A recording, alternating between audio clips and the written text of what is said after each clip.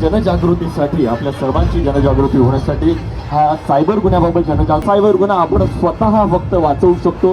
त्यासाठी बऱ्याचशा छोट्या छोट्या गोष्टींची काळजी घेणार।